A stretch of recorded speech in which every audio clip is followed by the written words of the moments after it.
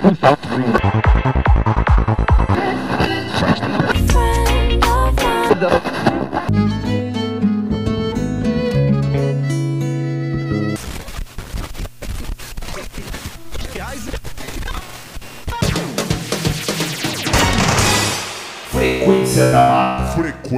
da mata. Frequência da mata.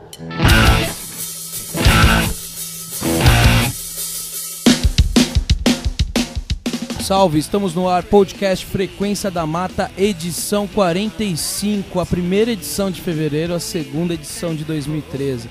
Bom, nessa edição, como costumeiramente fazemos por aqui, problematizar e divulgar a música independente em suas várias faces, como também as articulações sociais, políticas, culturais e artísticas de São Paulo. E para explicar um pouco o que vai rolar nesse primeiro bloco, Thiago Ferraz. Salve, Frequência da Mata, vamos aí nas 3 primeiras músicas. Primeiro aí, MC Felipe Boladão, música Oxum, diretamente do litoral paulista, veio diretamente ali de São Vicente. O MC Felipe Boladão alçou rapidamente seu nome no funk paulista e teve a trajetória interrompida em 2010, quando foi assassinado juntamente com o DJ Felipe, quando estava a caminho de mais um baile aí na cidade de São Paulo. Felipe Boladão era conhecido por suas letras conscientes, sendo que tiveram maior repercussão Tá Difícil, Residências dos Loucos 1 e 2, A Viagem, O Anjo de Me Diz, Tony Count e Eu Sei. Isso é sucesso em Fundação Casa, viu? Cara, depois você me passa.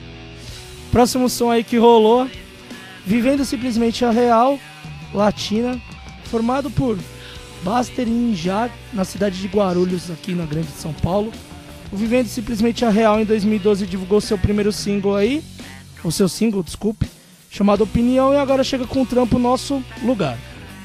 E o terceiro som aí, Dundum do Facção Central e Poesia Samba Soul, Cidade da Garoa. Facção Central aí já é um grupo de rap aí que já tem um grande conceito, veio desde 1989, e o Dundum faz uma parceria com a banda Poesia Samba Soul, grupo que tem uma mistura de samba e o soul, com vários outros estilos musicais, samba rock, o funk, o jazz e o hip hop. Além da música, a banda é envolvida em diversos trabalhos socioculturais na região lá do Jardim Ângela, na zona sul de São Paulo. E no segundo bloco a gente tem a entrevista de cunho social, que vai rolar a entrevista com a galera do coletivo Hash São Paulo. O coletivo de skinheads antifascistas, a Hash São Paulo é composta por anarquistas e comunistas que defendem a cultura skinhead dos subúrbios ingleses, de uma juventude de imigrantes jamaicanos, negros e da juventude inglesa trabalhadora das periferias, fábricas e portos. Desenvolvem atividades no meio contracultural, levantando os princípios da esquerda e do meio libertário através da propaganda antifascista, organizando diversos eventos na cidade de São Paulo. E em meio à entrevista com a Hash vai rolar os seguintes sons. Vai rolar aí primeiramente o Juventude Maldita, com resistência antifascista.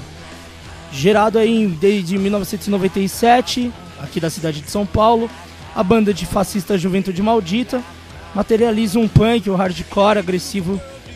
Desde então, lançaram um split com a banda Resistência, chamada Total Punk. Seu primeiro álbum é o Germinal e também tem um split com a banda Final Fight, além de uma turnê já na Europa. Logo após vai ter a Mademoiselle, com participação do Vidal aí do Liberdade e Revolução, Autodefesa. O grupo Liberdade e Revolução foi formado no Grajaú, extremo sul da cidade de São Paulo.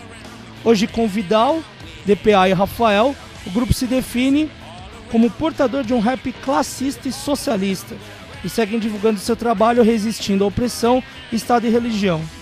A rapper Mademoiselle é natural de Goiânia e é a primeira rapper gay brasileira a estar numa cena do movimento hip hop. No momento também divulga sua primeira mixtape, intitulada Madame do Povo. E o terceiro som aí, Vocês Clandestinas, com participação do Front LR. Considerado o primeiro grupo anarquista de rap do Chile, Vozes Clandestinas faz uma parceria com o grupo também libertário Front LR, que é da cidade de Porto Alegre, aqui no Rio Grande do Sul. No terceiro bloco a gente tem a entrevista de cunho musical, que nessa primeira oportunidade a gente vai fazer um link com a música clássica, com a violinista da Orquestra Sinfônica Jovem do Estado de São Paulo, Marcela Oliveira. Ela iniciou seus estudos com violino em 2008, na Escola de Música do Estado de São Paulo, Foi bolsista de diversos festivais pelo Brasil e desde 2012 está na Orquestra Sinfônica Jovem do Estado de São Paulo, inclusive até se apresentando recentemente na Alemanha. Bom, e de background, o que vai rolar, brother? Background vai rolar o Bad Brains aí, com o novo disco, Into the Future. O disco aí foi do ano passado, aí, 2012. Bad Brains, que é uma das bandas pioneiras aí do hardcore americano. Bad Brains surgiu em 77 em Washington. E o Bad Brains foi uma banda diferencial dessa cenário hardcore americano, por ser a banda que misturava o hardcore, mas tinha suas influências de reggae, ska e até umas pitadas de metal aí, vamos se dizer. Em 2012 agora lançaram esse álbum, né, o Into the Future. E em 2013, ao que tudo diz, Bad Brains está vindo ao Brasil com o seu vocalista original, com HR. Vamos ver se dessa vez ele vem. Nos inscritos dessa edição, bom, temos dois aqui, os Thiagos dos inscritos. O que esperar de 2013? Desenvolvido por Thiago Ferraz e por Thiago Santos, Imposto Nosso de Cada Dia. Beleza? Thiago Santos preparou um material carnudo aí, pelo jeito. É isso aí. E divulgando aí as parcerias, né? Todas as edições do Frequência da Mata rolam todas as terças-feiras às 19 horas na web rádio lá de Fortaleza.alternativo. Então, para vocês conferirem aí, www.radio.alternativo.com.br. E para todo mundo lembrar, o Frequência da Mata tem a realização do Estúdio da Mata, edição de arte e vídeo de Daniel Lima, organização e locução de Fernando Konezuki, fotografia de Natami Diniz, escritos musicais de Thiago Ferraz, gravação, edição, mixagem e masterização de Fábio Custódio, ou Fábio Chavões, como preferirem, escritos sociais de Thiago Santos. As nossas informações gerais, se você quiser acessar e verificar todas as informações do podcast Frequência da Mata, www.estudiodamata.arte.br, pelo Facebook, facebook.com/Frequência da Mata. Quiser entrar em contato pelo e-mail, frequência@estudiodamata.arte.br.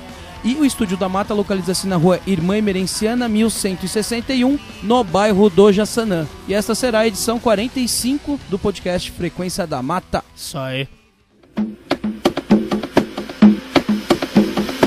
Oh, minha linda Oxum, guia os passos meus, e que São Jorge abra os caminhos, e que eu tenha a proteção de Deus.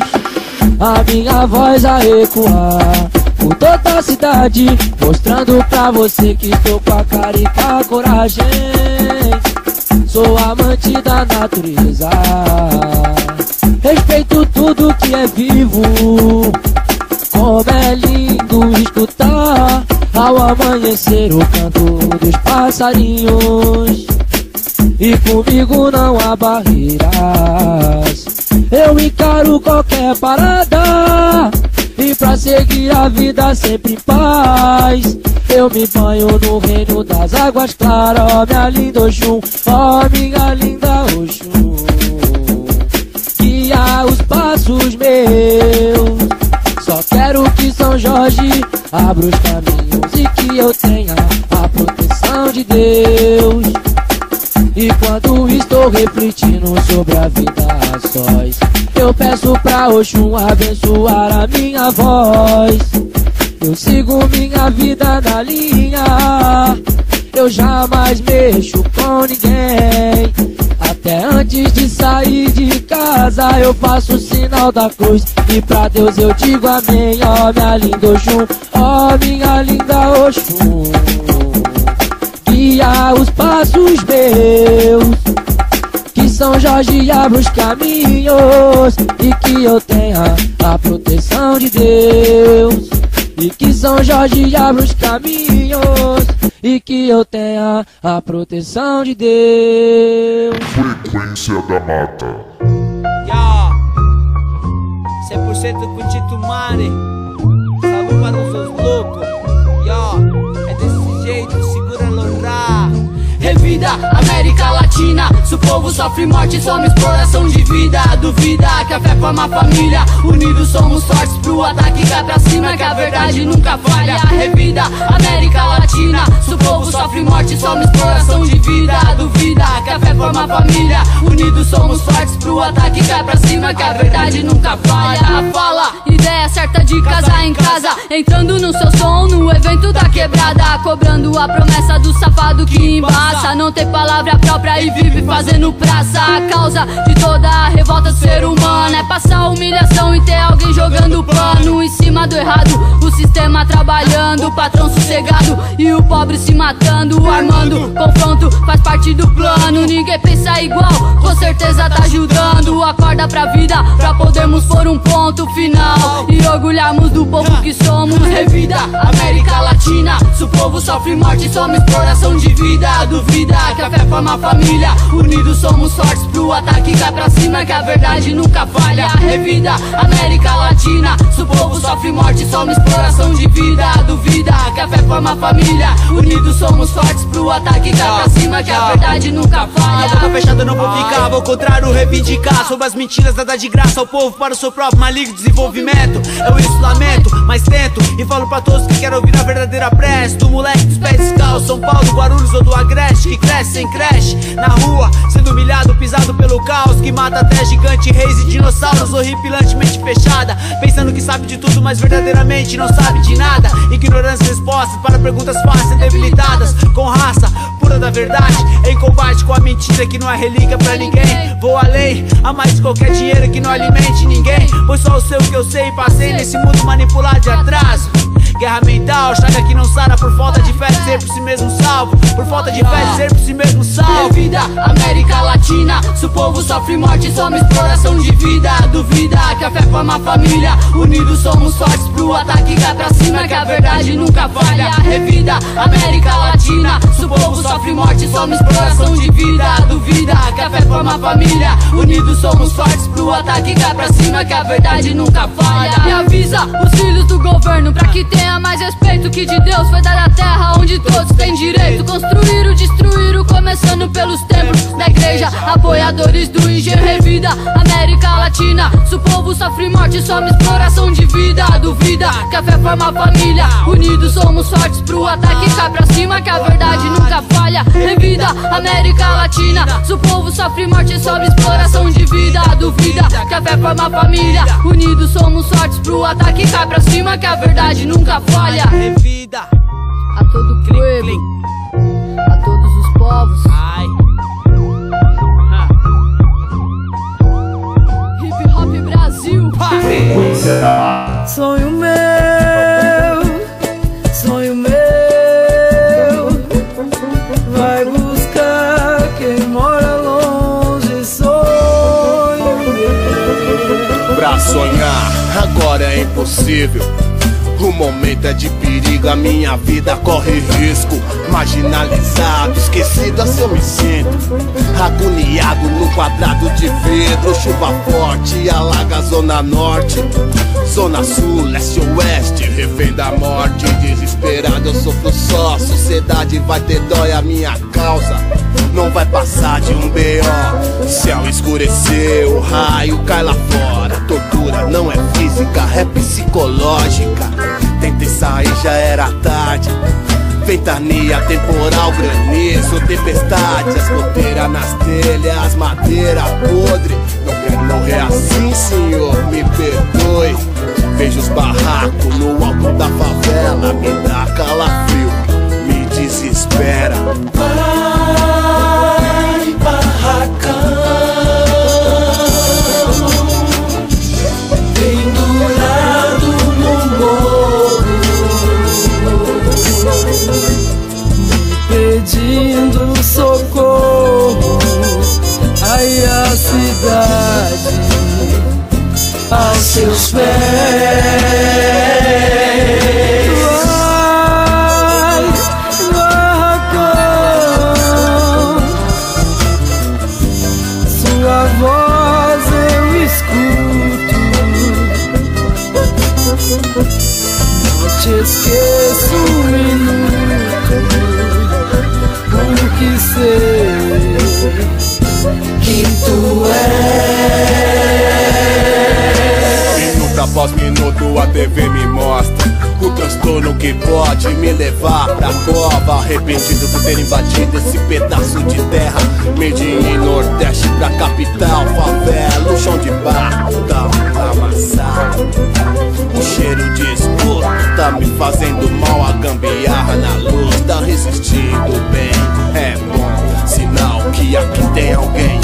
água suja tá subindo, tá batendo a canela. Vai tá perdendo os móveis ou salva minha tela. Companheira fiel na solidão, pô meu guarda-roupa, olha meu fogão. As telhas saiu voando, São Pedro, Piedade, tá tudo alagando. Vou ter que sair fora, pra onde essas horas? E agora? Ai, barracão, pendurado no morro, pedindo socorro. Ai, a cidade aos seus pés.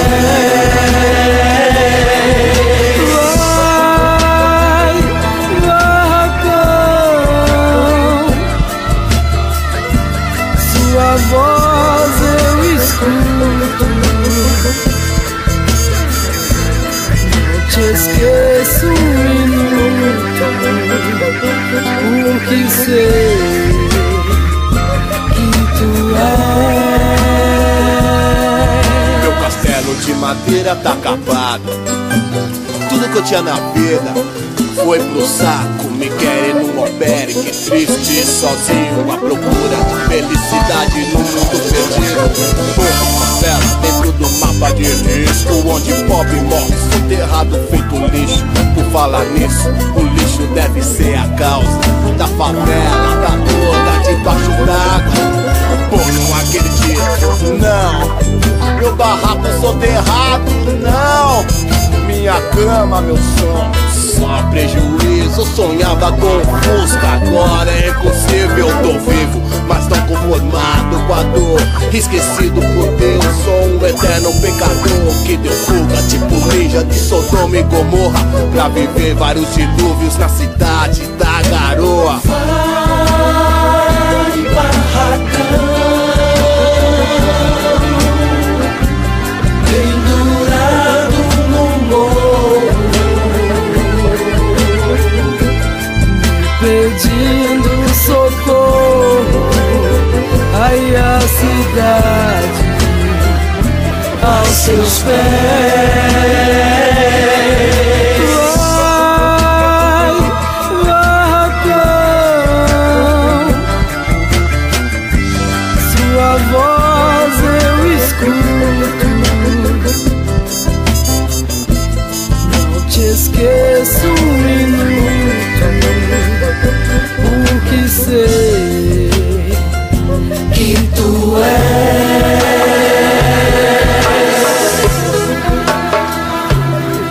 Vai, meu barracão, pobretão infeliz.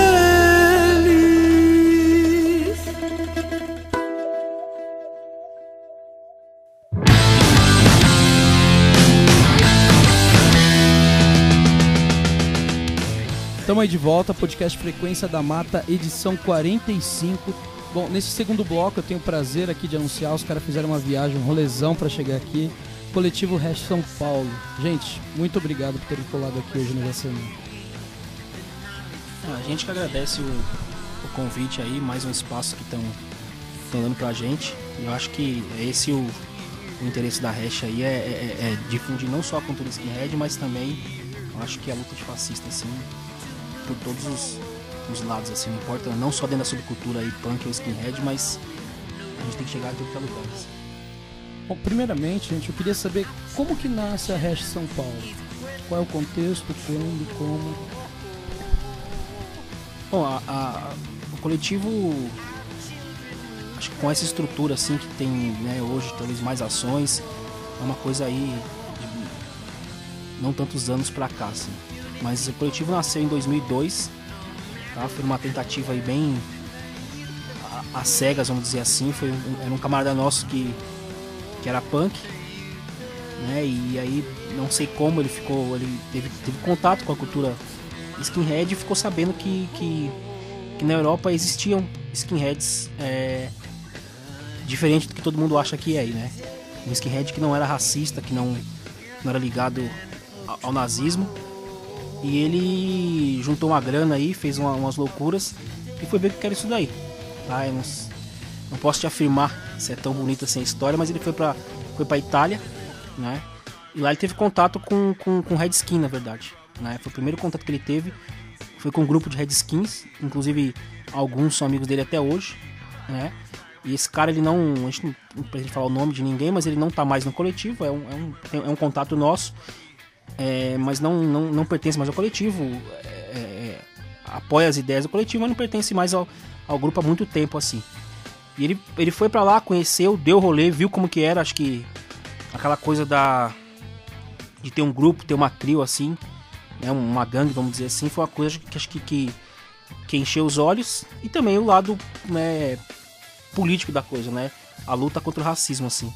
Então ele voltou pro Brasil, acho que pegou meia dúzia de amigos aí, também alguns ligados aí à cena punk, o hardcore, assim, e deu início à Hash São Paulo, assim, né. Então era uma coisa muito mais grupo do que propriamente um coletivo político, assim, né? Era realmente um grupo de skinhead, assim, mas com uma bandeira não ligada à cultura racista ou ao nazismo, assim. Com o tempo, essas pessoas que entraram junto, que ele formou o grupo, foram saindo, né?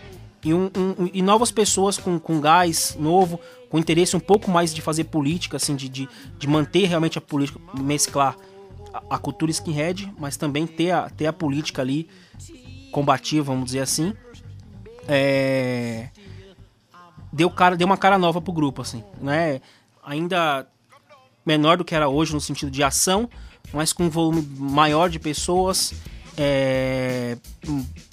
um grupo mesmo era uma trio, na verdade, né? Diferente da que deu início, assim. E aí, com o tempo, foi quando eu que tô falando aqui, entrei, né? Isso foi provavelmente em 2005, 2004, assim. Não sei, 2005, 2006, na verdade. E o grupo começou, não porque eu entrei, né? Mas nessa época o grupo tava passando por uma outra, vamos dizer assim, reestruturação, né? Então esse pessoal mais velho foi deixando o grupo, ficou um pessoal mais novo, alguns que eram mais velhos, assim, e com interesse mais pela política e não só pelo lance de contracultura, deu uma estrutura de coletivo pro grupo, né? Então a gente tinha pessoas que se afiliavam, tinham as reuniões periódicas, enfim, uma estrutura de um coletivo mesmo. E em 2009, assim, 2007, 2008 mais ou menos, o grupo teve uma baixa grande, assim, né? Teve uma baixa. E em 2009 ele voltou com bastante força, que eu acho que é o grupo que está hoje no sentido de ação política, assim, né? É um grupo que está bem focado, uma coisa que a gente não pode perder, óbvio que não, a identidade skinhead. Acho que isso não pode perder, isso se dá através de ter um grupo de amigos, camaradagem, de sair para dar rolê junto, de colar em som, de fazer um som, de que seja, de estar para bancada de futebol, todo esse lance da cultura skinhead. Mas também acho que o que a Hash tem feito nos últimos anos é ter uma cara realmente antifascista, assim, e estar presente em tudo que é ponto de luta social, assim. Principalmente também dentro da contracultura, assim, né? Então foi de 2009, 2008, antes tu vê que era muito... Não se falava tanto em antifascismo, assim, né? Claro que esse não é o mérito da Hash, mas com certeza a gente contribuiu para que a palavra antifascista tenha um sentido. E o que de fato é? Que isso tem que estar ligado também na subcultura, na contracultura, sem também deixar que isso... Que essa palavra, que esse termo, essa luta seja banalizada, assim. Então, mais ou menos assim o início da Hash. Então agora, mais ou menos em setembro do ano passado, a gente fez 10 anos aí, né, contando desde do início da ideia, né? Então é uma coisa que pra gente é muito gratificante, mas que, assim, por mais que ele tenha visto esse cara que fundou a Hash uma realidade lá fora, assim, aqui acho que a situação é bem diferente, assim, por outro contexto, e que é isso que a gente tem que pensar, que o coletivo aqui talvez tenha os moldes que tem por essa necessidade, assim, é completamente diferente a cena aqui em qualquer lugar do mundo, assim. Quando vocês colocam o termo antifascista e colocar isso no Brasil, tanto pelo blog de vocês, como se a gente analisar a história do antifascismo, e tem uma história, a gente remonta a 1934, a Frente Única Antifascista, com a junção tanto de trotskista com os de anarquistas, marxistas em geral, a Revoada dos Galinhas Verdes, na Praça da Sé. E vocês tentam beber nessa fonte da Frente Única, fazendo esse nuance histórico, assim? A gente, na verdade, óbvio que a questão histórica, assim, com certeza é um fator pra gente se basear e não só seguir os moldes, aliás, ou até seguir, porque se você pensa em Frente Única, vamos pegando aqui a estrutura do que teve aí da Revoada dos Galinhas Verdes, foi uma junção de várias frentes, o próprio nome já diz, né, de várias correntes ideológicas. E é isso que talvez muitas pessoas não entendam, como que anarquismo talvez e comunismo possam andar junto ali, né, dentro do coletivo como a Hash, assim. Então acho que é a mesma coisa que se tu pensar o que aconteceu numa Frente Única antifascista aqui em São Paulo, no Brasil, eram os pontos em comum que essas correntes ideológicas tinham, e principalmente a luta contra o fascismo. Então isso pra gente com certeza é algo que a gente tem que pegar como um aprendizado, assim. E a gente também tem a clareza de que no caso de São Paulo há uma tradição antifascista, e essa tradição antifascista ela sempre foi montada por grupos de esquerda no geral, né? São imigrantes italianos, né, espanhóis, que na sua grande maioria, alguns ali no Reduto da Moca, eles montam essa frente antifascista e ainda com aquela roupagem do anarcossindicalismo, né, que é muito forte, é uma tradição forte e marca não só a história de São Paulo, mas do Brasil e da América Latina, já que a greve de 1917 foi uma das maiores greves do mundo, né? E foi uma greve organizada nos princípios do anarcossindicalismo. E dos frutos dessa greve, desse anarcossindicalismo, é que vai surgir não só a Frente Antifascista, como o próprio Partido Comunista Brasileiro, fundado por anarquistas, né? Ou anarcossindicalistas, por assim dizer. E talvez sim, essa tradição de antifascismo da cidade de São Paulo, que no seu germe é multicultural, né, porque abriga imigrantes, pessoas de outros países, multiétnico, conta também com trabalhadores em situações precarizadas que são daqui, né, nascidos no próprio Brasil. Então é óbvio, essa raiz a gente é apegado nessa raiz que talvez se construa mesmo uma identidade antifascista, né?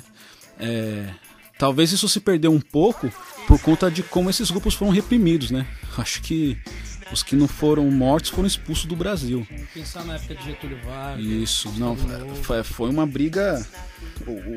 O êxito da greve de 17 foi bom, porque parou mesmo o Brasil, mas o que veio depois também foi complicado. Então, assim, acho que essa raiz a gente carrega mesmo, assim, serve para poder criar a própria identidade do grupo antifascista, né? E uma coisa que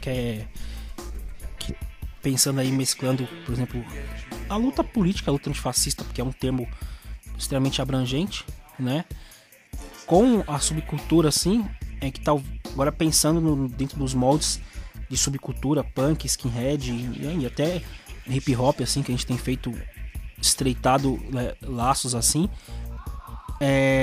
o que a gente tem que pensar, talvez para um pessoal que se diz antifascista, né, um pessoal de subcultura, um pessoal punk, um pessoal skinhead, essa juventude, talvez eles não podem só atribuir ou só pensar nos moldes do que eles veem na Europa por internet, por enfim, filme, o que seja, assim, que é aquela coisa, letra de música, que não se resume só ao Black Bloc na rua ali, né? Que talvez acha que luta antifascista se resume só ao combate direto nazista na rua.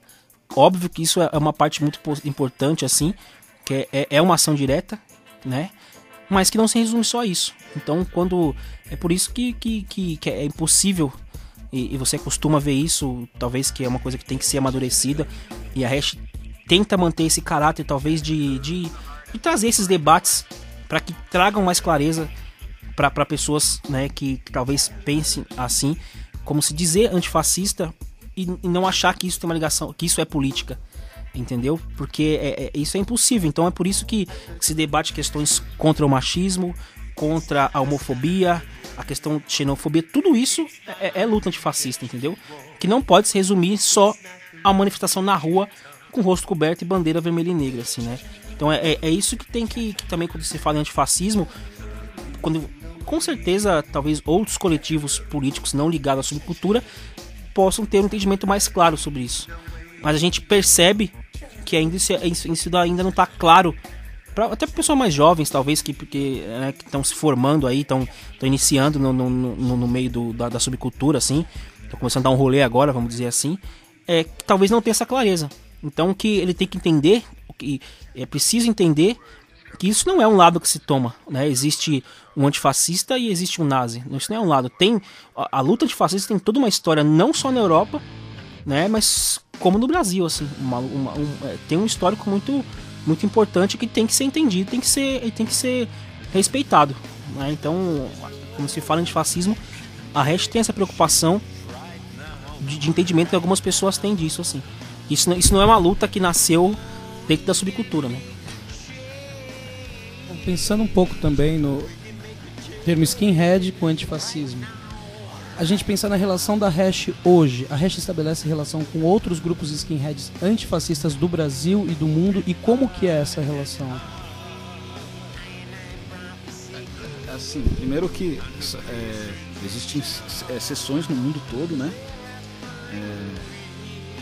E as sessões elas podem surgir, né, por iniciativa mesmo regional, local, e talvez a maior bandeira, uma que seja maior ainda do que o antifascismo, é o internacionalismo, né?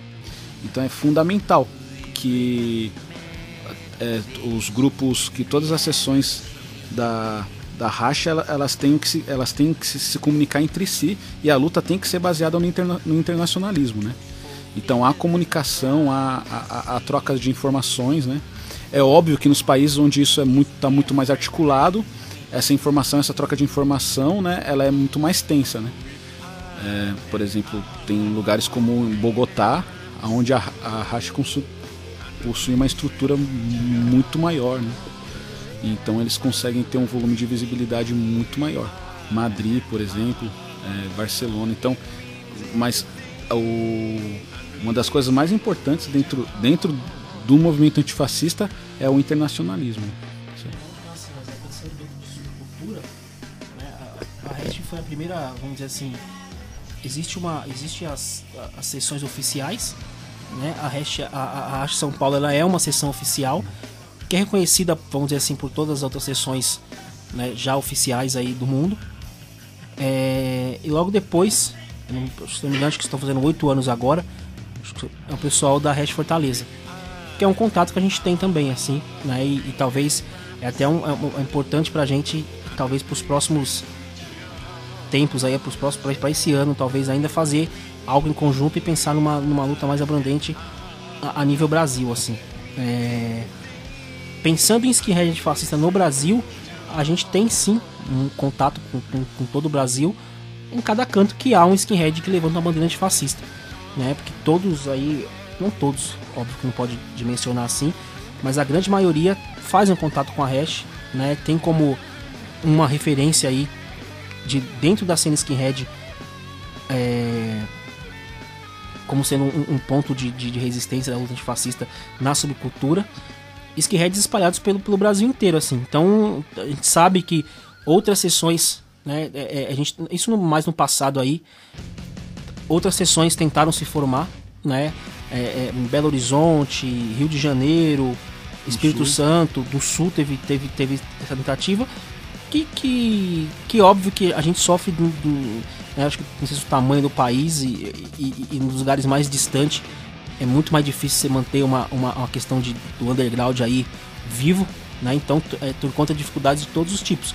Mas a gente tem sim contato com não só com skinhead, mas talvez nosso contato maior aí seja com punks, uma identificação muito grande assim, punks com né, ligado diretamente a ações diretas de luta antifascista assim.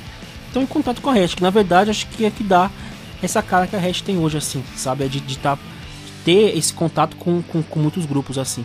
Em contato fora do país assim que a gente tem, além das sessões oficiais, acabam sendo contatos por internet, né? A gente já recebeu um camarada aqui que é da Hash Bogotá, é um Redskin de Bogotá assim, ficou alguns meses aqui e que a gente tinha até planos de fazer um trabalho com ele aqui para mostrar como era a cena em Bogotá, porque talvez na América Latina, pensando em cultura skinhead hash mesmo, assim vamos dizer, né? Não porque a gente tem Chile, né? Tem Bolívia, todos os outros países que tem também sessões, não só hash, mas como Sharp também. Mas acho que Bogotá, pensando em não sei se hoje não sei se é a maior, não é a maior sessão, mas é uma sessão muito ativa assim, né? A nível mundial assim. Então acho que ele tinha muito a contribuir pra gente, não só num bate-papo mesmo, para a questão de se estruturar um coletivo, de quais são, com certeza o cenário da Colômbia é extremamente diferente daqui do Brasil, né? Não só o cenário de rua, né? Não só o cenário contra a nazi, mas com certeza o cenário político, né? Então eles têm problemas que a gente talvez não tenha tão direto aqui. Então isso poderia enriquecer muito aqui a nossa estrutura, não só a nossa, como outros camaradas que estão próximos assim. Então esse contato que a gente tem contato com o pessoal de Madrid, né? Contato pessoal, como contato entre sessões assim. Esse é o contato que a gente tem assim. Bom, você coloca como ponto, vamos dizer assim, de destaque o antes e o depois na Hash, 2009, 2008. Eu gostaria que vocês pontuassem quais foram as atividades, as atividades que a Hash fazia até esse período. Porque esse recente a gente vê que teve bastante divulgação, o anterior talvez não teria tão difundido. Na verdade não é essa mudança aí, essa mudança, esse não é nem o antes e depois, porque não é essa a ideia, porque as pessoas que eram época mais distante estão em contato com o coletivo aí, não atuando, mas em contato de camaradagem com o coletivo e certamente até de vamos dizer assim, de apoio ao coletivo. Às vezes nem sempre apoio direto, mas há aquele apoio como outros grupos assim, outras pessoas. O que eu quis dizer talvez de 2008 para cá, 2007, a Hash apareceu mais publicamente, entendeu? Então os trabalhos deram maior visibilidade, que não foi uma coisa que ficou só restrita à contracultura. Então antes disso, a Hash fazia um som, colava num som, né, com o teu pessoal, colava em atos já mais, vamos dizer assim, que são mais comuns, a gente tem aqui no Brasil, como 1º de maio, né, 8 de março, da luta aí contra da mulher, contra o machismo, esse tipo de coisa. Então era mais uma coisa cultural do que tão política como está hoje assim. Então na verdade não é que teve um antes e depois, mas assim, talvez, não sei, talvez pessoas novas que entraram, que deram uma cara nova pro grupo, novas ideias, foi acompanhando talvez a evolução de outros grupos, não sei, mas assim, o que é fato é que de 2007 para 2008 para cá, esse contato com outros grupos assim trouxe muito pra Hash assim. A gente tem que ter esse contato, acho que sem nunca perder a identidade skinhead, né, uma cultura, mas assim, esse contato com outros grupos fora da contracultura punk e skin é que deu uma cara talvez diferente pra Hash assim, no sentido de ter mais visibilidade mesmo assim. Eu acho também que teve uma mudança também no cenário no Brasil, uma mudança no cenário político também nesse mesmo período. Há uma mudança também na própria cena de contracultura, né? Nesse período também, porque todo mundo aqui, né, se formou dentro do punk assim. E você vê que no começo dos anos, segunda metade dos anos 90, início dos anos 2000, havia um preconceito muito forte com essa questão do skinhead, né?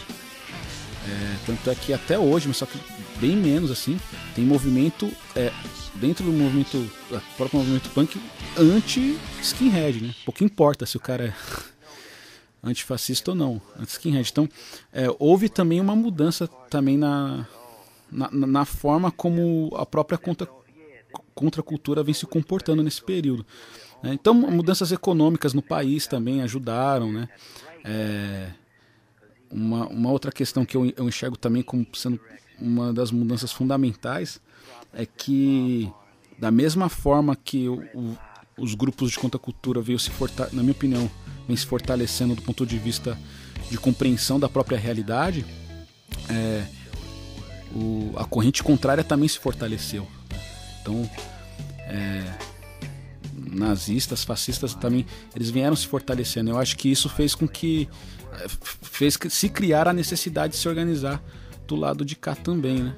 Então, assim, há toda uma série de fatores que também reflete dentro do grupo em si.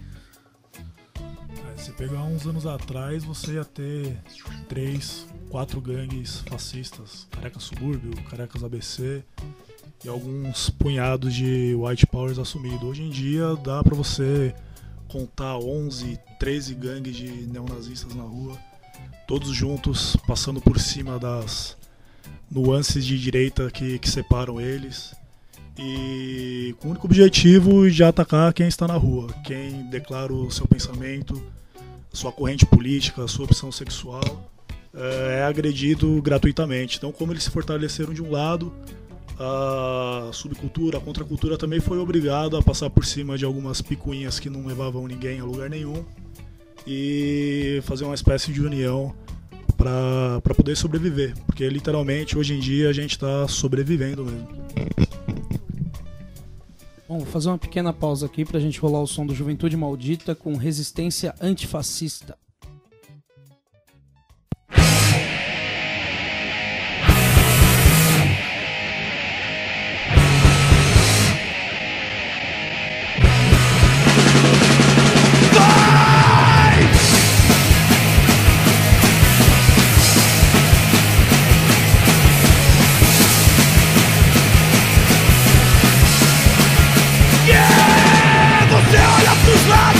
Sabe o que vai ver? Gente sem culhão sequer pra se defender. A ameaça tá na rua, pode pagar pra ver. As suas liberdades eles vão te fuder. Mas não vamos aceitar, nós vamos reagir. Vamos contestar e nós vamos nos unir. Só se der ameaça e vamos combater. E a juventude unida vai voltar para fuder. Resistência antifascista. Resistência antifascista. Resistência antifascista.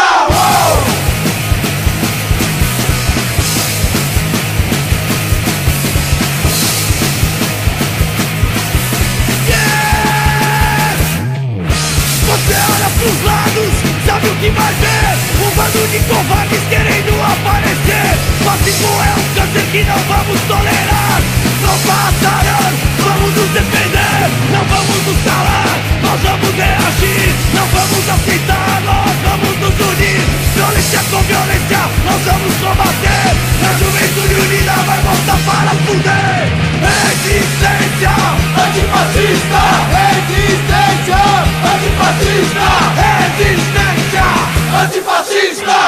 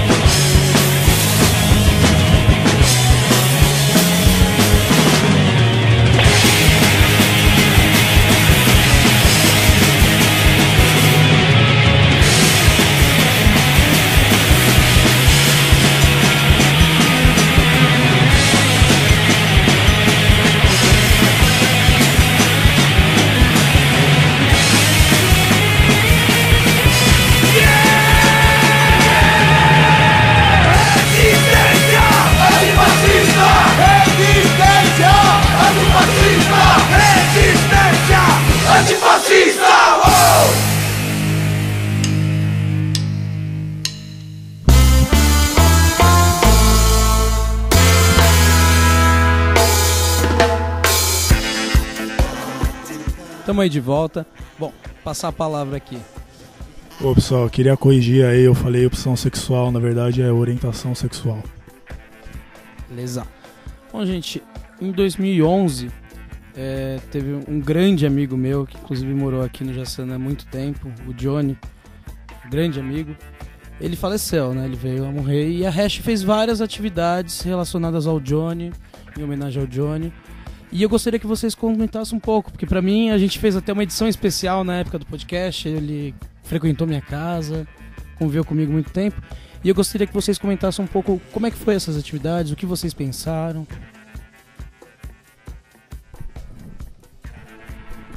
Só pontuar aí que o Johnny não simplesmente faleceu, né, cara? Foi brutalmente assassinado, foi vítima aí de grupos de extrema direita, que daí acaba falando faleceu, morreu, Acaba não... ameniza, ele foi assassinado brutalmente, covardemente. Eu acho que não é legal você ter não é nada legal, na verdade, você tem uma data aí de um 3 de setembro para lembrar pro resto da vida aí, enquanto esse coletivo existir, não só esse, mas acho que todos os outros punks aí, skinheads que tiveram ou não proximidade com o Johnny, né, mas tinha que entender que era um cara que tinha uma cabeça 100% voltada pro punk, assim, né, pra luta libertária, e se perder um cara desse jeito assim, é algo que o mínimo que tem que ser feito é que ele não, que a história dele não morra, né, não seja enterrada com ele, assim. Então esse é o intuito de que acho que não só em todo 3 de setembro, com certeza é uma data, uma das mais importantes no nosso calendário aí de luta, porque tem que ser lembrado, ele não pode tanto o Johnny em si, a pessoa do Johnny, né, tudo que ele representava ele é um ícone ele foi um ícone do punk, com certeza, né, ele é um cara conhecido aí com certeza no Brasil inteiro, simplesmente por ser quem ele era, né, e por fazer o que vinha na cabeça dele, né, ele fazia o que achava que era o correto, o que tinha vontade ou o que tinha que ser feito mesmo. Então isso essa postura dele não pode morrer com ele, né, e muito menos a maneira como tudo isso se deu. Não é só lembrar e fazer um ato, nada, é lutar para que outros antifascistas não venham a ser assassinados por grupos de extrema direita, por grupos de ódios que estão todos na rua aí hoje, né, circulando e fazendo atos, né, praticando ódio na rua, agredindo homossexual, agredindo punk, agredindo skinhead antifascista, trabalhador.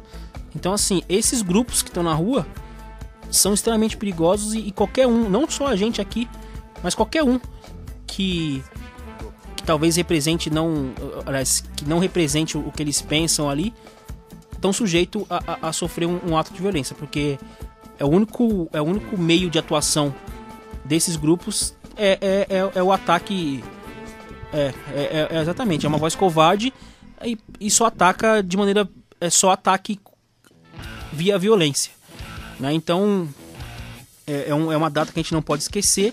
Esse é o motivo da importância, assim. Mas é que tem que lembrar, eu acho que aquilo foi uma tragédia anunciada, né?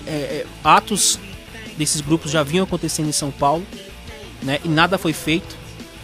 Então teve um descaso de toda os responsáveis, né? Vamos dizer assim, por esses idiotas, e simplesmente era uma tragédia anunciada, onde eles foram preparados para matar. Não dá para dizer que um cara que sai de casa com molotov, com tudo aquilo que tinha, não tava indo pro som, porque não tava. Então quem pôde se defender se defendeu, e talvez a covardia foi que levou o Johnny, né? E é isso que tem que ser, não é nem falar em justiça só não, é falar também de que qualquer um que tá na rua tá sujeito a isso aí, né? Porque você viu que você não sossegou nada de 3 de setembro de 2011 pra cá, os ataques continuam acontecendo. Então homossexual é agredido na região da Paulista, da Augusta, punks entram em conflitos, em conflito com esses grupos.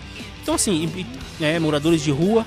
Então esse grupo tá aí pra representar talvez uma sociedade tão reacionária como há em São Paulo. Eles estão na rua fazendo justamente o que a sociedade pensa, assim, né? Então um cara que tem moral de atacar um morador de rua, assim como tantos outros têm, talvez não tenha coragem de executar. E que o que tem que se pensar desses grupos, talvez, alongando aí o que você está me falando, a tua pergunta, É a questão que esse grupo não é um grupo que tá no esgoto lá escondido, não é um monstro que sai de noite pra atacar. Ele é um cara que tá na sociedade.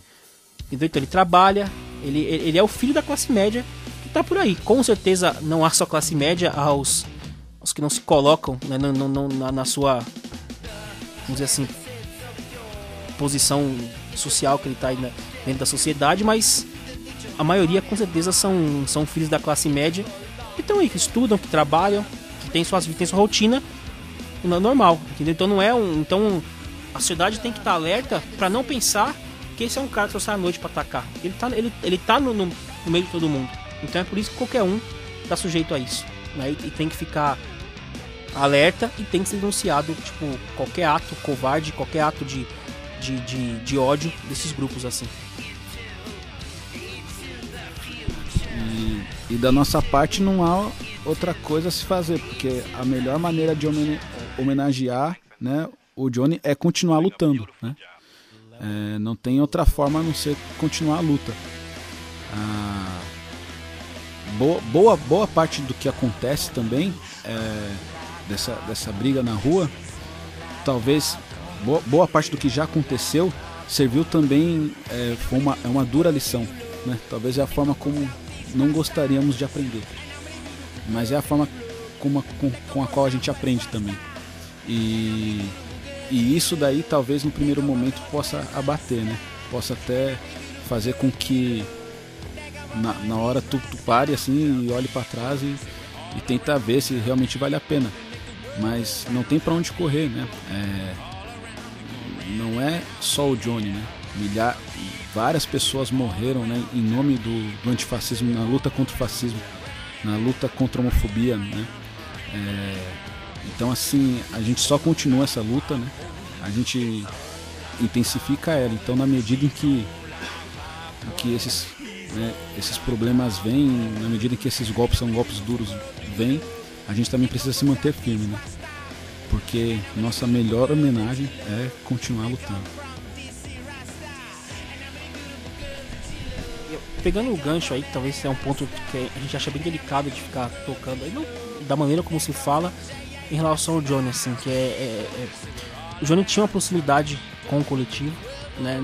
Não só com as pessoas, mas de entender que a união entre punks e skins, assim, era algo extremamente válido, assim. Então ele participou talvez do primeiro som nosso que a gente fez aí.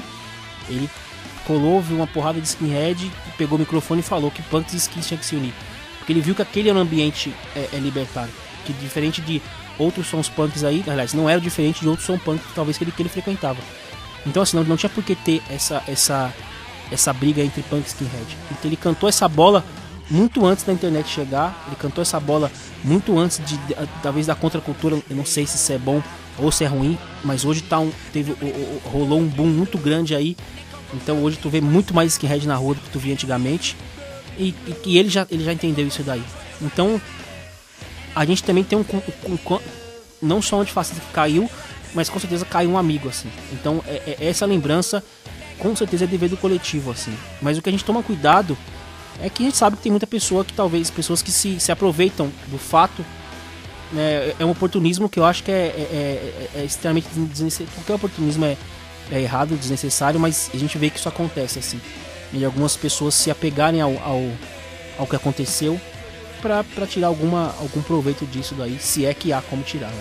Mas há pessoas que usam isso, assim. Então tem que tomar um cuidado, assim. Então a gente tá falando aqui em nome do coletivo, com um cara que era um camarada, que tinha proximidade, que respeitava, que talvez estava no dia a dia com a gente, e que também não só como amigo, mas um coletivo que ele respeitava e entendia, assim, né? Bom, queria que vocês colocassem um pouco da participação da Hash na Parada Gay. Qual que é a atividade que vocês desenvolvem? Na verdade, talvez foi a primeira aparição que deu na mídia, assim, de skinheads, e não, isso vale lembrar. Talvez teve um grupo Sharp que participou, que contribuiu junto, talvez não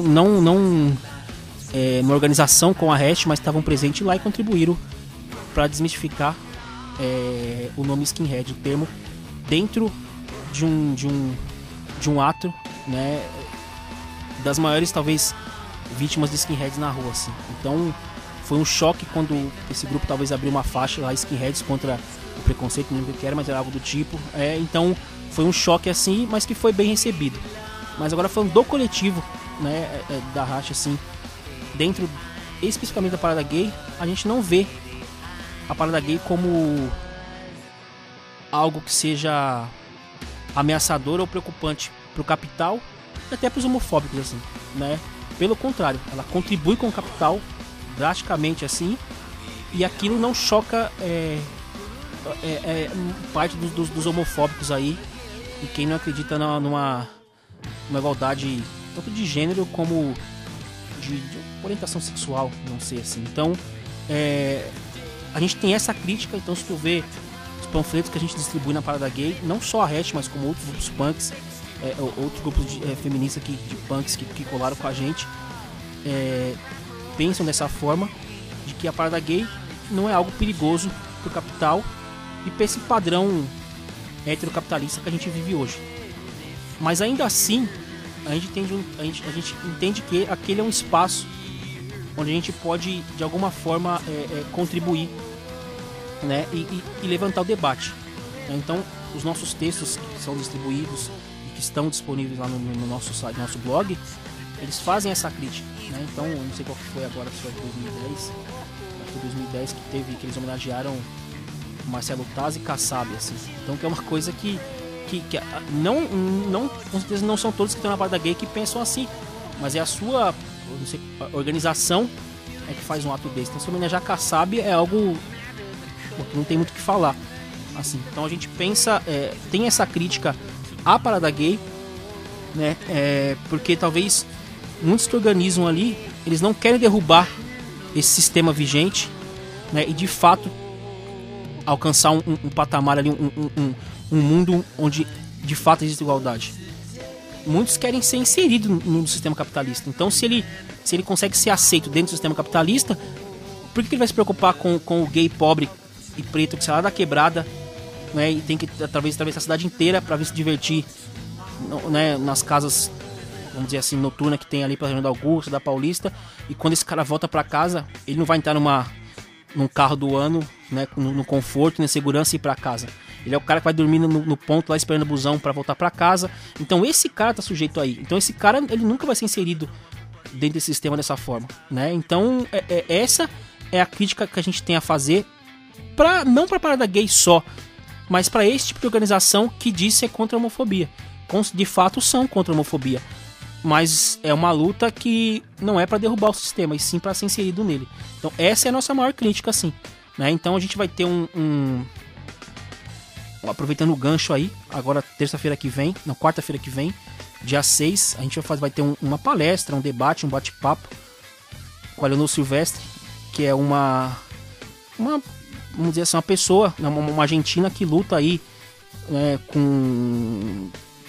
contra a homofobia, mas não dessa maneira, e sim atacando esse padrão heteronormativo que a gente vive hoje, né? Então vai ser abordado questões com teoria queer, vai ser feminismo e a luta direta contra o capital, assim, né? Então a gente acha que vai ser um debate, a gente acha não, com certeza o debate é oportuno, né, para esse momento que a gente vive hoje, para ser uma crítica ao que talvez alguns grupos fazem por aí, e a gente espera que todos possam aparecer para enriquecer o debate, assim.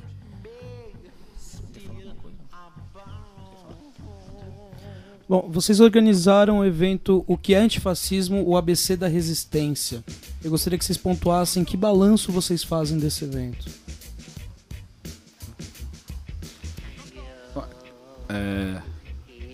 O compromisso que o coletivo assumiu era justamente fazer uma luta de conscientização e também pedagógica, né? Como já foi falado, né, de um tempo para cá o termo antifascismo ele popularizou e também vulgarizou, né? Você escreve, né, na jaqueta que é antifascista como se estivesse colocando ali um bottom, um patch uma banda que você gosta e tal, e é uma coisa muito mais pesada, assim, né? O que isso carrega é bem pesado, assim, tu tá trazendo toda uma ideologia, né? Com isso. E o coletivo se preocupa com essa questão da formação mesmo, né? Talvez na Europa e até mesmo, né, aqui na América do Sul, em Bogotá, talvez seja o grande êxito, né, das sessões, né, dos coletivos, de fazer também um debate que ele é enriquecedor do ponto de vista ideológico, né? Porque a luta em si é uma luta ideológica. E talvez hoje o que a subcultura, os movimentos de subcultura tem é uma carência ideológica. Quando a gente identifica quem são os fascistas, os nazistas hoje, você vê que boa parte deles são oriundos do próprio movimento punk até. E a melhor maneira de se combater isso, né, é a boa e velha formação de base, né? Não tem para onde você correr. Bom, como foi uma proposta nova e inovadora, eu acho que no cenário do underground nacional. A gente teve com amigos aí, o próprio coletivo. Há essa carência de debates, tem que, assim como a gente tem sempre falado isso nos atos que a gente participa, nas reuniões com outros coletivos, outros grupos de subcultura, de que assim, fazer um som, organizar um som, fazer uma pichação, fazer um grafite, talvez isso já esteja um pouco mais difundido dentro da cultura punk, skinhead, antifascista. Então as pessoas estão conseguindo fazer isso de forma até... um ou dois vão lá e fazem aquilo, esses atos de ação direta. Organizar um som tá muito fácil. A gente tá falando aqui antes do intervalo que a gente tem aí talvez 3, 4, 5, 6 som punks aí no fim de semana, fora discotecagem aí, daí o pessoal que faz um reggae, faz um ska. Então assim, a parte cultural, ela tá, com certeza, tá extremamente rica, assim. Mas a gente precisa ter a questão ideológica, assim. Então o Hash tá trazendo uma proposta que é o nome que a gente deu de chamar Universidade Roeira, que é talvez levantar pontos onde a gente vê que há carência de informação, e não só no caráter pedagógico, mas no caráter de levantar o debate, para que as pessoas como se diz assim, se animem para dar continuidade a isso e que busquem informações, que façam grupos de estudos, que façam mais debates, que apareçam mais em manifestações com propostas, né? Não só para ir lá e ficar tomando um goró e acompanhar a caminhada, mas que tragam um panfleto com as suas ideias, não só ideias individuais, mas que, feitas ali em coletivo. Então essa é a ideia da Universidade Roeira. E acho que um tema talvez mais importante, ou com mais urgência, era falar sobre antifascismo. Ainda que uma palestra só, um debate, é muito pouco para isso, né? Com certeza isso aí dá muita discussão, porque a luta histórica é muito grande. Mas a gente tentou ali, nesse primeiro, vamos dizer assim, esse primeiro evento da Universidade Roeira, foi o quê? Foi contextualizar a luta antifascista na Europa, na América, aqui do Sul, e principalmente no Brasil, né?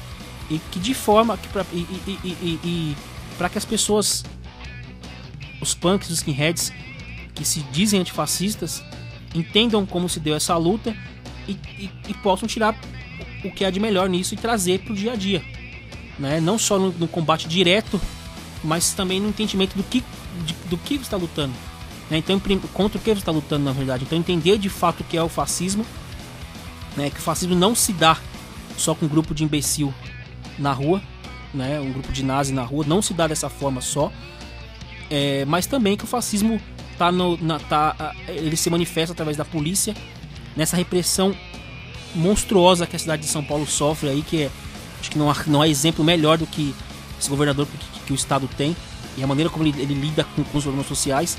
Então isso é o maior exemplo de fascismo, assim.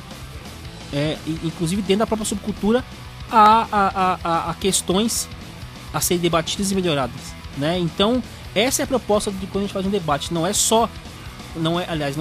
é catequizar, é ter um caráter pedagógico, né? Talvez buscar pessoas que tenham um pouco mais de conhecimento a respeito para disseminar a ideia, mas que não fique só uma pessoa falando para os outros, mas que todo mundo participe e tire dúvidas, aqueça o debate, né? Então esse foi o primeiro ponto. A gente teve mais um. O segundo foi... Pode ser considerado mais dois. Porque tem então vídeo, o primeiro foi antifascismo, o segundo foi contra o que é o humanismo, o que é feminismo e o machismo na subcultura, né? Que é uma coisa que a gente tem batido muito na tecla, que grupos de esquerda, grupos antifascistas não estão livres do machismo. Pelo contrário, há muito machismo sim, e isso tem que ser combatido aqui dentro, né? O machismo ele não se dá só com xingamento ou talvez com uma agressão física.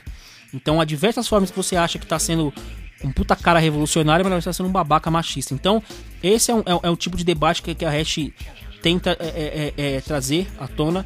Agora vai ter o dia 6 aí que vai falar, né, basicamente sobre homofobia. A gente teve um outro evento que foi os 100 anos, comemoração dos 100 anos da Revolução Mexicana, que é uma revolução que tem muitos, que a gente tem muito a aprender com a revolução, como ela se deu, como foi organizada, enfim, a estrutura da revolução. É algo que tem muito, a gente tem muito a aprender com isso. Então esses debates, que agora a gente está chamando dando nome aí de Universidade Rueira, é algo que a gente quer dar continuidade, mas não só para ficar a Hash fazendo isso. Tanto que o último não foi só o coletivo, a gente fez com as meninas do coletivo Jubiladas. Enfim, que outros coletivos também façam esse tipo de... Outros coletivos da subcultura façam esse tipo de debate, tipo de palestra, grupo de estudo, que seja, porque a gente precisa muito dessa formação ideológica, porque senão tu tem uma base aí também de cabeça vazia, assim, né? E é algo que a gente também vai aprendendo a fazer, né? Na medida que faz. Há discussões, né? Depois de todos os encontros, há uma com discussão. Certeza. A gente teve avaliação. O primeiro, assim, sobre o que a gente fazia, foi um camarada nosso que vamos dizer, que primeiro tomou a frente ali pra falar. Ele era um camarada nosso que é um militante comunista que participou do coletivo, tem uma proximidade grande com a gente.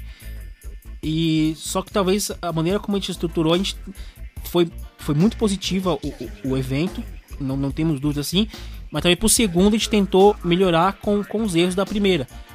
Isso mais no caso não do palestrante, mas a questão organizacional. Então a gente vai aprendendo, porque a gente não é uma coisa que está sendo novo pra gente também. Não tem aqui ninguém que tenha conhecimento nesse tipo de ação, né? Conhecimento de longa data, né? Mas que a gente vai aprendendo com o tempo.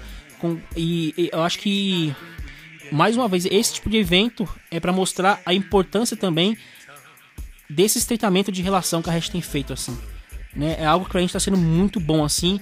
Então tu se aproxima de coletivos feministas, tu se aproxima de grupos de luta contra a homofobia, luta contra o racismo.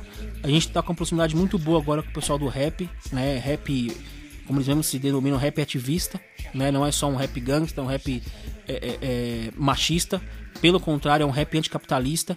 Então, assim, porra, cara, isso desses tempos pra cá tem sido muito foda pra gente, assim, porque é uma coisa que faz o coletivo crescer e cada vez ter mais vontade de lutar, assim. Então, com certeza, tipo, a voz do coletivo, ela é mais ouvida, assim, e tem mais espaço pra chegar, assim.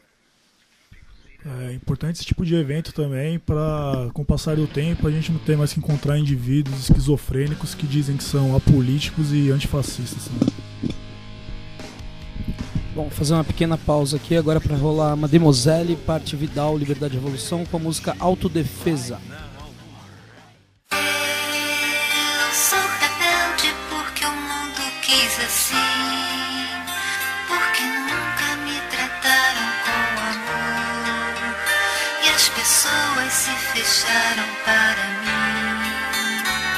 Opressão social, sexual, cultural, religiosa, ideologia da burguesia, que ao povo é imposta, marido oprime a mulher, pois no trabalho é oprimido, e ela por sua vez vai oprimir os filhos no contexto político, histórico, cultural, oprime o negro, a mulher, o homossexual, visando só o lucro, manutenção do capital. Dividiram, conquistaram, causaram todo esse mal. Com nossa ideia de união, o sistema tremigela. Por isso dissemina o preconceito na favela. A igreja é um pilar da exploração, é homofóbica, machista, puta contradição.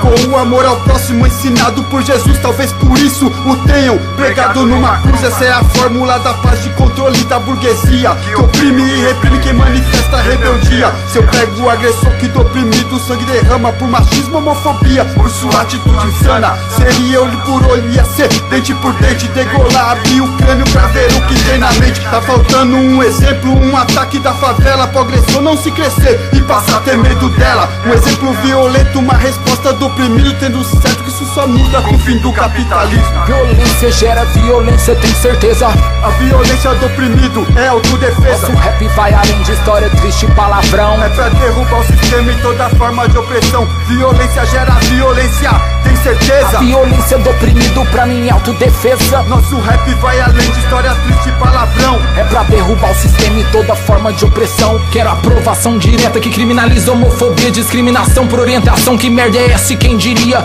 Não tolerar homossexualidade é coisa aí bem grave. É visto como futebol e gol perdido, bola que bateu uma trave. Pouco deveria importar nossa orientação sexual. Sociedade deveria nos ver como gente normal, tudo igual. As agressões vão de olhares aí de repreensão, chegando aos ataques físicos, culminado em mais agressão. Com tanto preconceito e ódio rondando aí, as minorias já desistimos de lutar e da parte aí nas delegacias. Se a homofobia que empurra essa nossa condição pras margens da sociedade, muitos aquados já estão. A certeza da impunidade, o estereotipo do gay fraco, indefeso, estimula assassinatos aí, eu sei. Há 3 soluções contra os crimes, contra a homofobia, pra ensinar a população a nos respeitar cada dia. Regra número 1, andar armada quando ele chegar, matar os lixos que vier que tentar nos machucar. Regra 2, olhos abertos, viado, não durma, se não casa pra nós, ele chega, vem e arruma. Regra 3, abre sua mente, senão nós abre ela em buraco. Noticiário vai ser defesa, pessoal mandou mais um pro saco.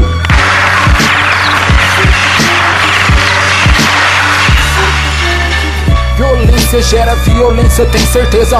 A violência do oprimido é autodefesa. Nosso rap vai além de história triste e palavrão. É pra derrubar o sistema e toda forma de opressão. Violência gera violência, tem certeza. A violência do oprimido pra mim é autodefesa. Nosso rap vai além de história triste e palavrão. É pra derrubar o sistema e toda forma de opressão. Eu sou rebelde porque sempre sem razão me negaram tudo aquilo que eu sonhei e me deram tão só.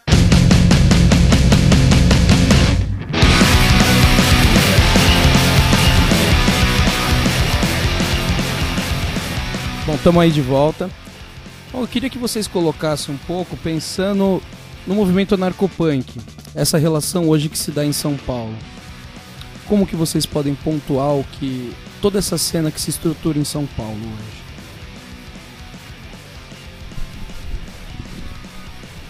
A gente não tem muito a falar não, porque a gente, como se diz, não se limita, a gente se limita até a nem responder os ataques que a gente sofre aí, no sentido de ataque para desconstruir a luta do coletivo, que na verdade é o que tem acontecido com a relação entre hash e anarcopunk, assim, né? A gente já teve um ato antigo aí que ninguém esquece pra gente, que foi um ataque covarde de anarcopunks com membros do coletivo, que isso a gente nunca escondeu, nem esquece, que não tem, nunca teve nada em relacionado a Revide, e você dificilmente você vai ver alguma coisa, alguma manifestação da hash para os anarcopunks, entendeu? A única relação que a gente tem é de deixar os caras no canto deles, porque o que tu costuma ver aí são ataques de internet para cada ato que a gente faz, né? Eles tentam desconstruir aquilo de uma forma até infantil, né? Enfim, se apegando a um ponto da cultura skinhead, talvez, que aconteceu aí na sua origem, assim como se no movimento punk também, nos anos mais passados aí, a mesma coisa não tivesse sido acontecido. E a questão de falar que o que o coletivo faz aqui, a hash faz, é revisionismo. Então a gente não se manifesta a respeito disso, né, na internet nem nada, porque é onde eles atacam mais, assim, no sentido de denegrir a imagem do coletivo, de uma forma que a gente já tá infantil, na verdade, né, de se apegar a pontos que sem fundamento nenhum, assim. Mas a gente também acha que com certeza não é todos os anarcopunks que fazem isso, deve ter ali o grupo que deve se dedicar só a isso, entendeu? E essa é a relação que a gente não tem contato nenhum com o anarcopunk assim. Talvez indivíduos do coletivo, como indivíduos, conhece alguns anarcopunks aí, mas essa é a relação que tem, assim, não tem uma relação de debate, de trocar uma ideia, de construir alguma coisa, não, porque é um lado que sofre ataque, enfim, que eu nem sei nem nomear como o que seriam esses ataques, mas são ataques infantis, né, de ataque mesmo, com a ideia de desconstruir a luta do coletivo, que tá aí pra qualquer um ver. Então esses é o tipo de ataque que a gente sofre, assim. Acho que um ataque maior do que a gente vê eles fazendo com os nazis e coisas assim, né? Acho que eles estão mais preocupados com a hash do que com carecas e coisas do tipo. Bom, e o que esperar desse 2013? Como é que tá a agenda, o planejamento? Na verdade a gente tenta, o coletivo, a gente tem um calendário você pode dizer assim, um calendário de luta, né, talvez de datas aí importantes durante o ano todo. Com certeza o 3 de setembro é extremamente importante pra gente, né, como questão de memória ao Johnny. Óbvio que não se resume só a esse calendário de lutas para manifestação, para aparição nem nada, mas acho que para esse 2013 é continuar levantando, por exemplo, esses debates que o coletivo tem feito dentro da subcultura, mas com a presença de pessoas que não pertencem à cultura rueira, assim. Então essa mescla com certeza ela tem que continuar e aumentar, ampliar, né? Porque isso dá muita força pro coletivo, pra subcultura e também em apoio a outros grupos, assim. Então eu acho que estreitar relações é extremamente importante pra gente. Isso tem que continuar. As ações diretas, né, de manifestações, de organizar sons, de organizar exposição, que seja palestra, colagem, stencil, pichação, grafite, tudo isso tem que fazer parte do dia a dia do coletivo. Então essa é a nossa proposta, que cada trabalho que a gente faça já não seja uma coisa que demore tanto planejamento, que peça que gaste muita energia na execução. Tem que ser algo que a gente tem que ter já capacidade de fazer para ampliar a luta do coletivo, assim. Eu acho que esse é o principal objetivo para 2013, trazer pessoas com o mesmo interesse, com o mesmo pensamento para próximo do coletivo, né? A gente tem essa visão de que é importante ter esse tipo de força, assim, e que na verdade o que faz a hash hoje, assim, não é nem só os membros da hash, assim. Com certeza são as pessoas que apoiam, assim. Esses são os mais importantes, que como tem hoje aqui gente que não é da hash que tá aqui falando junto com o coletivo, assim. Então isso pra gente é algo que é extremamente importante e é o que mantém, assim, tipo, o coletivo em atividade e presente, assim. Bom, eu queria agradecer muito a presença de vocês hoje. Gostaria de enfatizar que aqui as portas estão abertas. Quando vocês quiserem colar aqui no Frequência da Mata, estamos à disposição também. Mas antes eu queria deixar o microfone para vocês falarem o que quiserem. Gente, muito obrigado mesmo. A gente agradece a oportunidade mais uma vez. Eu acho que espaços de resistência e cultura e informação livre é o que precisa, né? Com certeza as pessoas que passaram por aqui contribuíram demais para esse tipo de luta, e é um espaço livre, né? Então, além de agradecer, a gente quer aproveitar mais um pouco a oportunidade do microfone aberto aí para falar ainda em relação à cultura skinhead, que as pessoas não podem confundir, porque careca não é skinhead, careca nada tem a ver com skinhead.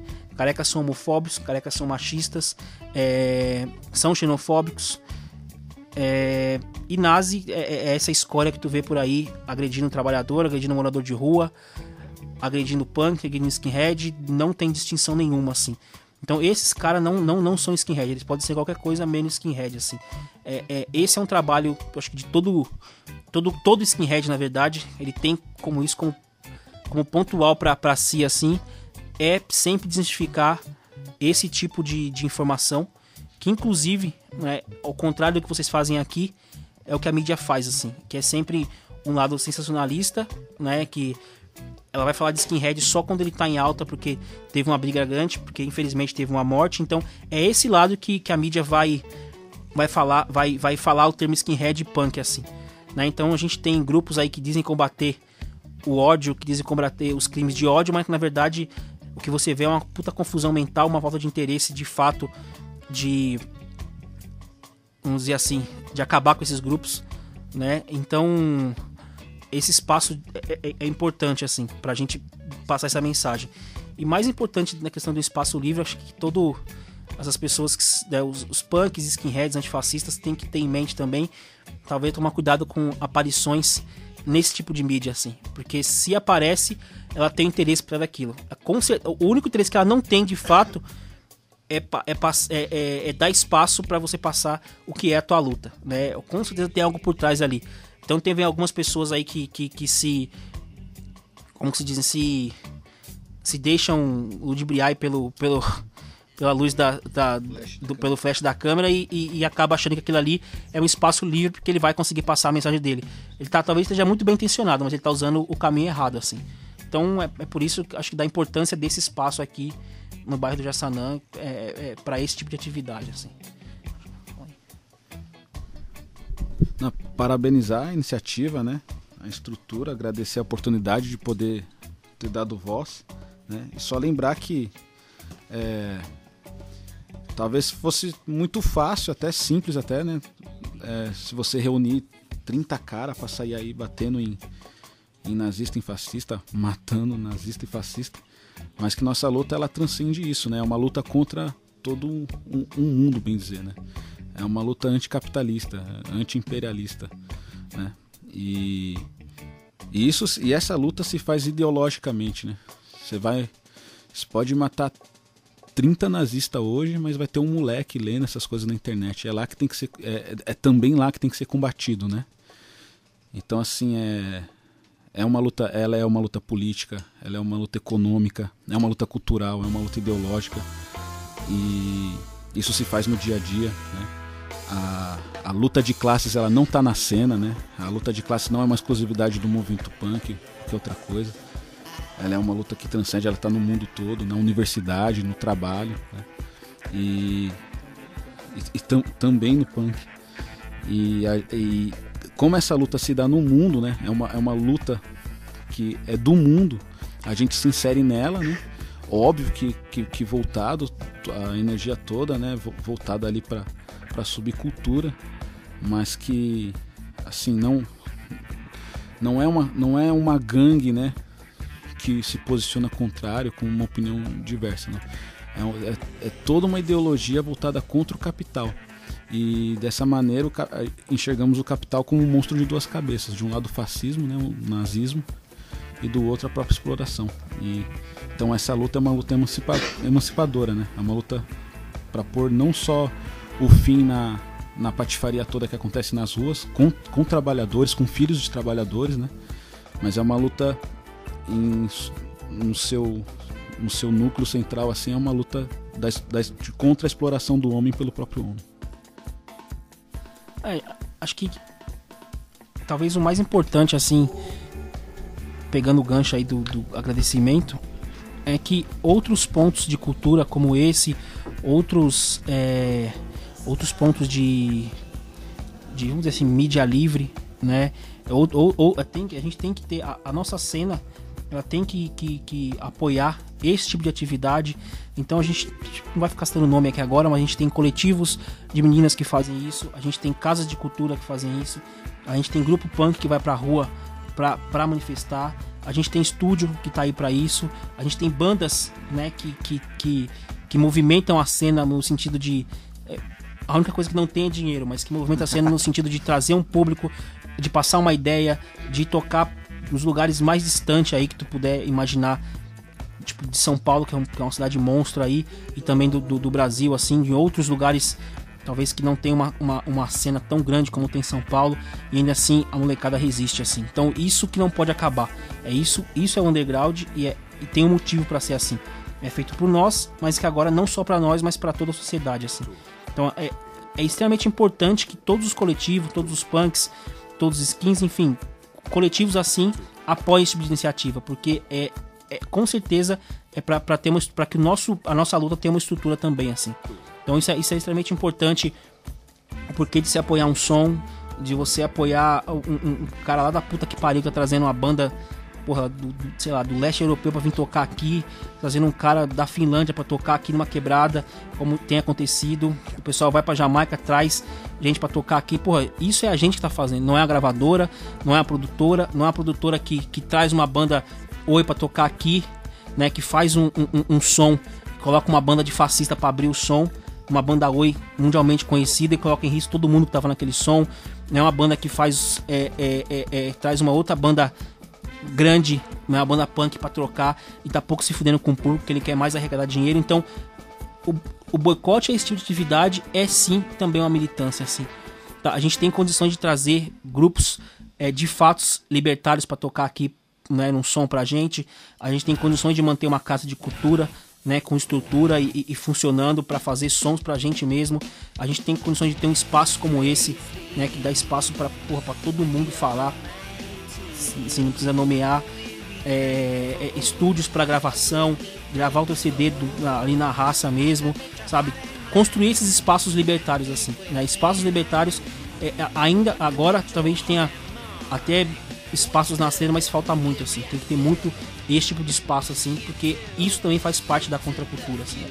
Aliás, isso é a contracultura, né? Então a gente tem que contribuir sim com esse tipo de atividade.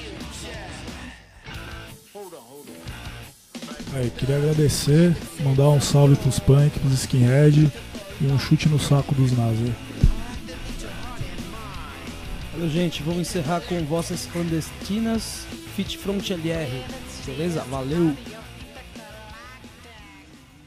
A la revuelta, proletario, ya brilla el día de la redención. Que el sublime ideal libertario sea el norte de la rebelión. Así como luchan por la redención social, los anarquistas no olvidan la parte cultural. Diario, documentos filogramáticos, revistas culturales. Obreros a luchar introducen a la revolución, pues la decisión a conquistar nuestra hermandad. Lleva sus fuerzas hasta el río. Está flotando en el viento, clandestina.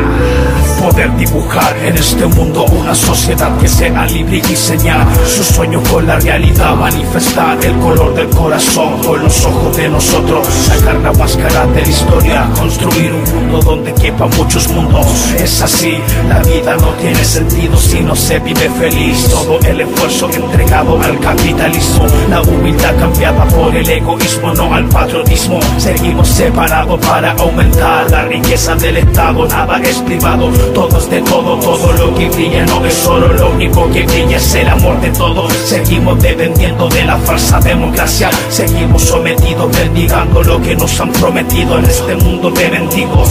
No se escuchan los latidos, no se escuchan los gritos de mi pueblo herido. No se escuchan los latidos, no se escuchan los gritos, no se escuchan los gritos. Se escucha de mi pueblo herido, de mi pueblo herido.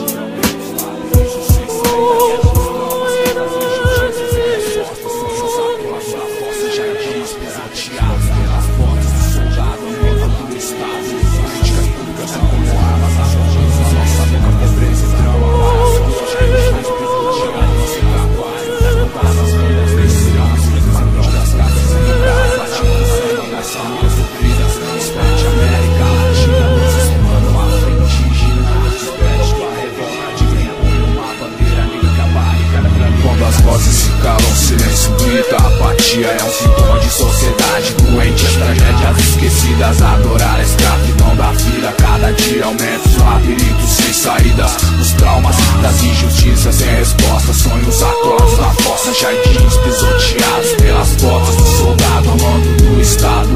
Políticas públicas são são como armas apontadas na nossa nuca. Pobreza e drama para as ruas pelos bens do lucrão. O nosso trabalho com nossas vidas vencerão, escritas em prol das classes ricas. Atinta o sangue das famílias sofridas. Desperte América Latina, luz hispano, afro-indígena. Desperte tua revolta digna e põe uma bandeira negra que a barricada pela liberdade sirva. O mundo novo, luta libertária do povo. Acordaste como uma ave que dá sede do fogo. Se levanta e renasce, os olhos se abrem ainda apertados. O sentimento está acordado, bem acordado. A expectativa do inusitado se aflora. E ha chegado a hora de resgatar o que nos foi roubado na história. Viva a luta autonoma do povo, a vida vale mais do que ouro. O poder é a doença da humanidade combatida a todo esforço. Choramos as tragédias, não esquecemos os nossos mortos. Transformação não vem pelos votos, nossas necessidades não cabem nas urnas. Trilhas escuras, frias maduras, onde se torna uma tortura, um açoite. Já espera então que o som se mostre, ele levando embora a escuridão da noite. O capital, a autoridade é um açoite.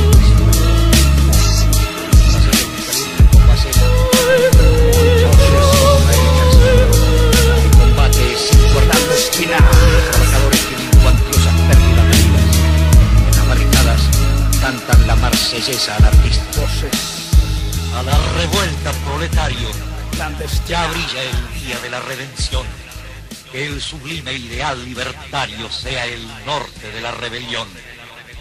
Dignifiquemos del hombre la vida en un nuevo organismo social, destruyendo las causas del mal de esta vil sociedad maldecida. Obreros a luchar, a la revolución, con decisión, a conquistar nuestra emancipación. Frequência da Mata. Give thanks and praises. You're doing a beautiful job. Level.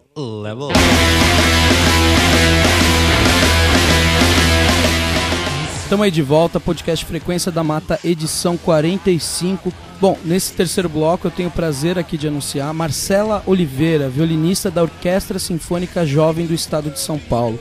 Marcela, muito obrigado por ter feito essa viagem até o Jaçanã. Eu que agradeço o convite.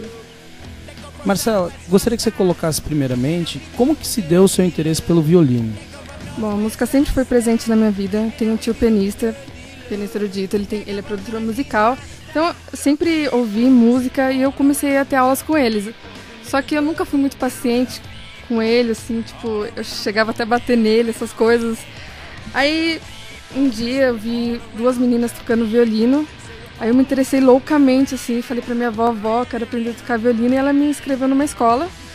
Aí eu comecei a ter aulas e isso foi com 14 anos, assim, um pouco tardio.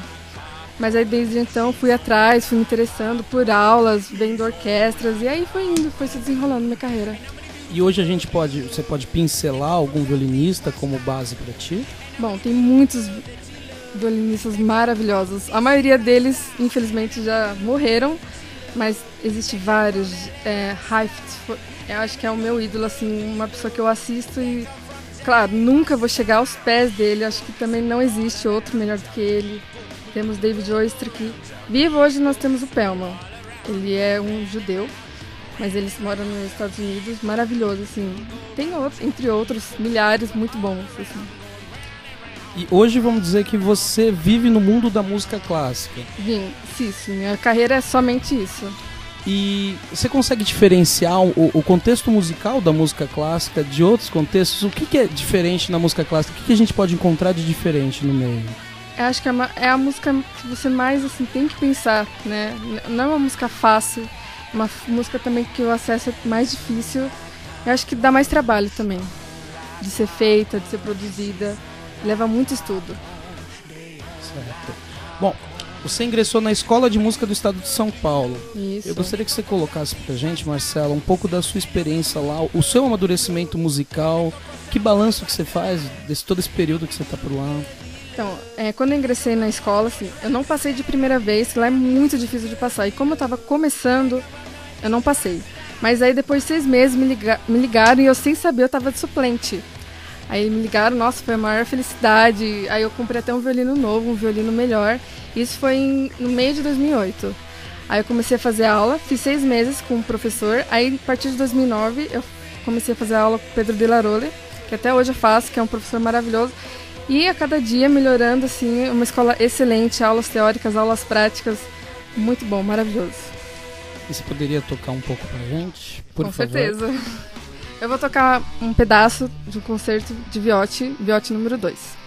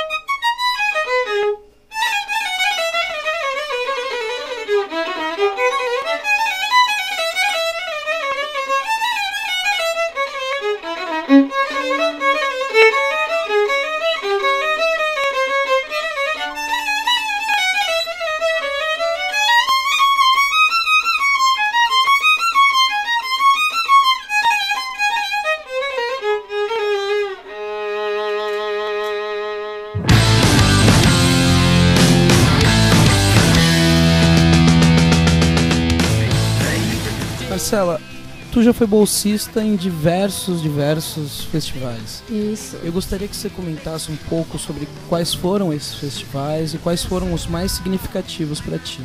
Bom, cada um deles teve uma significância importante para mim. Primeiro que eu fui foi de Juiz de Fora, em Minas Gerais. Foi maravilhoso, assim. Festival são o quê? 2 semanas, você tem aulas com professores maravilhosos de todos os lugares, tem ensaios de orquestra, experiências, concertos, então é maravilhoso. Fui em Juiz de Fora, Festival de Ouro Branco, 2 vezes em Bagé, Rio Grande do Sul. Já fui no Festival de Campos do Jordão. Recentemente, semana passada, eu estava em Poços de Caldas. Já fui também em Jaraguá do Sul. Assim, esses foram os mais importantes para mim. É engraçado que no meio musical, outro, quando a gente fala de festival, a gente pensa um monte de banda com uma festa e uma auê. Quando a gente desloca para música clássica, no caso, a gente é um momento de estudo mesmo. Você pontuaria então que esse seria, vamos dizer assim, o momento do amadurecimento musical do músico da música clássica, nos festivais em si? Sim, assim, durante o ano a gente tem aula com o nosso professor. Chega no festival, a gente tem outra visão, a gente tem ver detalhes, assim, nosso professor, assim, não dá para ele falar tudo. Numa semana a gente tem 1 hora de aula, não dá para ele falar tudo. Então chega nesses festivais, a gente vê outros pontos, a gente vê muita gente tocando, vê muita gente tocando bem, tem ensaios de orquestra. Então vai abrindo sua visão, você não fica só naquele mundo do você e seu professor. Abre sua visão e isso é maravilhoso pra gente. Perfeito. Bom, recentemente tu foi pra Alemanha. Isso. Como é que foi essa experiência? O que rolou lá? Qual foi esse samba por lá que você fez? Nossa, foi maravilhoso. Outro país, outra vida, outro mundo. Nós, com a Orquestra Jovem, a gente foi lá. A gente fez 2 concertos. Uma na cidade de Bedalster e outra em Tambá. A gente tocou de Dvorak, tocamos também peças brasileiras, que quando eles ouviram, nossa, foi tipo outra coisa pra eles. Eles não conheciam. Teve até uma pessoa da orquestra que começou a sambar enquanto a gente tocou Aquarela. Nossa, levaram os alemães à loucura, eles ficaram de pé, agradeceram, até chamaram a gente de volta, assim, pra voltar ano que vem. Então foi uma experiência incrível, é maravilhoso, não tem nem palavras. E o que você pode pontuar de esperar para esse 2013, Marcelo? Bom, 2013. Esse ano eu vou continuar ainda na Orquestra Jovem. E agora eu ganhei uma bolsa para estudar fora e eu espero... Não sei se eu vou ingressar esse ano ou ano que vem, mas acho que 2013 tem muita coisa para rolar, muitas aulas para fazer, muitas masterclasses, muitas viagens. Eu acho que só coisa boa tá por vir. Continua firme e forte na Orquestra Jovem. Obrigada. Perfeito, Marcela. Então eu gostaria de te agradecer muito por ter vindo aqui hoje, mas antes eu queria deixar o microfone para ti, para tu simplesmente falar o que quiser, se quiser agradecer alguém, colocar alguma mensagem, o espaço é teu. Bom, falar um pouco da música clássica aqui no Brasil, né? Há 10 anos atrás não tinha nada, Orquestra Jovem não tinha nem... Hoje tem muitos projetos, né, para iniciação musical, mas hoje a música clássica no Brasil, claro, não chega num nível europeu. A gente ainda está longe, mas tem melhorado muito. Então é uma coisa muito legal. Acho que a gente tem que dar valor para a música clássica. Nos outros países eles dão, é a música deles. Infelizmente não é a música nossa do Brasil. Mas acho que é legal, assim, as pessoas têm uma visão diferente. Música clássica, aquela coisa chata. Imagina, é coisa muito legal, assim. Você pode se... É minha diversão, é meu trabalho, é meu prazer. Então acho que vale a pena a gente ir atrás, ouvir um pouquinho, assim, se interessar em concertos. Tem muita gente, mas onde que eu posso ir? Na Sala São Paulo mesmo, onde a orquestra é residente, a gente faz muitos concertos, são quase todos de graça. Se tem algum que é R$10, muito barato. Então acho que vale a pena a gente procurar, a gente ir atrás, que é muito bom. É isso aí. E quem quiser entrar em contato contigo, por onde faz? Bom, tem o meu e-mail, marcela.oliveira@hotmail.com. É meu contato. Perfeito, Marcela. Então, pra gente encerrar, mais uma musiquinha. Ok.